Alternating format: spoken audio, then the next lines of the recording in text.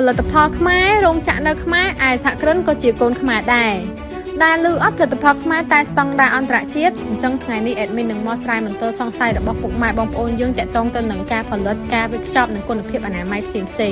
ទៅនឹងអ្នកទាំងអស់គ្នាបានដឹងអញ្ចឹងថា Volga គឺជាផលិតផលរបស់ខ្មែរ Beverages ដែលគ្រប់គ្នាទទួលស្គាល់ថាគឺជារោងចក្រលំដាប់ពិភពលោកដែលអាចផលិតបានភេសជ្ជៈជាច្រើននិងមានស្តង់ដារគុណភាពខ្ពស់ដែលអាចប្រកួតប្រជែងជាមួយនឹងផលិតផលបរទេសបានដូចឃើញនៅក្នុងវីដេអូមួយនេះអញ្ចឹងពីមួយដំណាក់កាលទៅមួយដំណាក់កាលគឺផ្ចិតផ្ចង់សម្រាប់សម្រាំងខ្លាំងមែនទែនដើម្បីទទួលបាននូវផលិតផលមួយដែលមានទាំងគុណភាពអនាម័យនិងសុវត្ថិភាពសម្រាប់ជូនទៅដល់បងប្រជាពលរដ្ឋខ្មែរក្នុងការប្រើប្រាស់ដោយមានទំនុកចិត្តអញ្ចឹងចាំការទៀតបើគុណភាពស្តង់ដារអញ្ចឹងនេះងាកមកគាំទ្រផលិតផលក្នុងស្រុកវិញមកជួយគាំទ្រផលិតផលក្នុងស្រុកជួយសេដ្ឋកិច្ចក្នុងស្រុកជួយបងប្អូនប្រជាពលរដ្ឋខ្មែរឲ្យមានការងារធ្វើកាន់តែច្រើនស្មារតីរបស់គ្នាខ្មែរខ្លាំងខ្មែររួមគ្នាគាំទ្រ